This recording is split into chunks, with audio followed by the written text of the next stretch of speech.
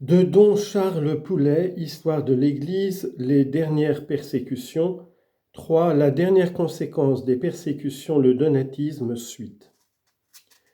En faisant ainsi au catholicisme africain le procès de sa hiérarchie et de ses sacrements, le donatisme l'atteignait au cœur et lui daignait même l'existence.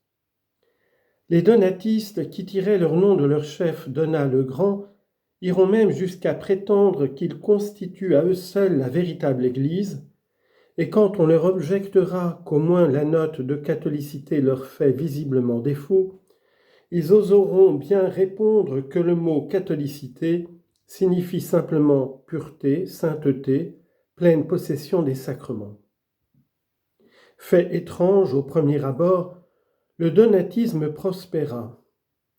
Au point de vue des idées, il réveillait les souvenirs laissés par l'enseignement de saint Cyprien sur la validité des sacrements conférés par les hérétiques. L'erreur dont Cyprien s'était fait une arme contre le schisme se retournait en faveur du schisme contre un successeur légitime de Cyprien. D'ailleurs, le donatisme allait devenir le rendez-vous de tous les mécontents. Il fut avant tout un parti auquel Donat sut fournir une forte organisation. Les donatistes réclamèrent l'arbitrage de Constantin, qui renvoya l'affaire au pape Milciade. Dans un concile tenu au Latran le 2 octobre 313, les ennemis de Cécilien furent déboutés de leur plainte. L'examen prouva que Félix d'Aptonge n'avait jamais été traditeur. Or, cette accusation réfutée, le schisme perdait tout motif avouable. D'ailleurs, un nouveau concile tenu à Arles condamna les principes donatistes. Les clercs ordonnés par les traditeurs n'étaient pas pour cela incapables. On ne devait pas rebaptiser ceux qui se convertissaient de l'hérésie. Cependant, les donatistes importunèrent tellement Constantin qu'il consentit à les juger lui-même à Milan. Là, nouvelle condamnation du donatisme, nouvelle proclamation de l'innocence de Cécilien.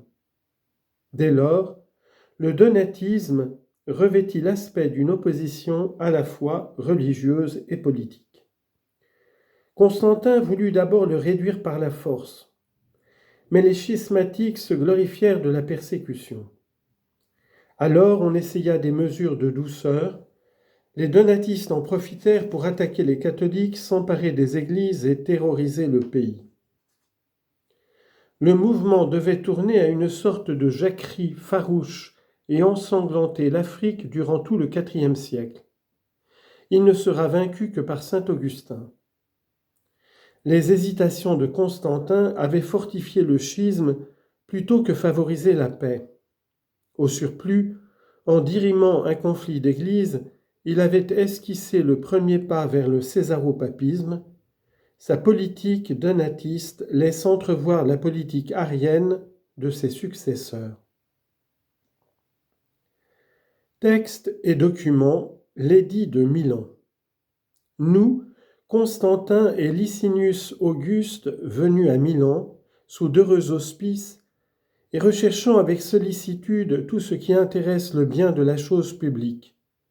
Entre beaucoup de choses que nous avons jugées utiles, et pour mieux dire, avant toute chose, nous avons pensé qu'il fallait poser les règles dans lesquelles serait contenu le culte et le respect de la divinité. C'est à savoir que nous accordons aux chrétiens et à tous autres toute liberté de suivre la religion qu'ils choisiront. En vue de quoi la divinité qui réside au ciel veuille bien être favorable, et à nous et à ceux qui vivent sous notre empire. Par ce sage et salutaire conseil, nous faisons donc savoir notre volonté, afin que la liberté de suivre ou d'embrasser la religion chrétienne ne soit refusée à personne, mais qu'il soit licite à chacun de dévouer son âme à la religion qui lui convient. Cette concession que nous faisons à eux, chrétiens, absolument et simplement, votre sagesse comprendra que nous l'accordons également à tous ceux qui veulent suivre leur culte ou leur rite particulier. car il convient à la tranquillité de notre temps que chacun dans les choses divines puisse suivre le mode qui lui convient. Mais nous décrétons ceci de plus en faveur des chrétiens que les lieux où ils avaient coutume auparavant de se réunir, point de suspension, s'ils ont été confisqués, soit par le fisc ou par quelque autre, leur soient restitués sans aucun prix, et même sans aucune répétition de la plus-value, immédiatement, sans aucune restriction. Et ceux qui ont reçu ces biens en don doivent les rendre sur-le-champ aux chrétiens. Ceux qui les ont acquis ou reçus des premiers donateurs, s'ils veulent obtenir quelque indemnité de notre clémence, qu'ils s'adressent au préfet qui a juridiction dans la province, et notre bienveillance tiendra compte de leur perte. Les biens eux-mêmes doivent être remis sans délai au corps des chrétiens.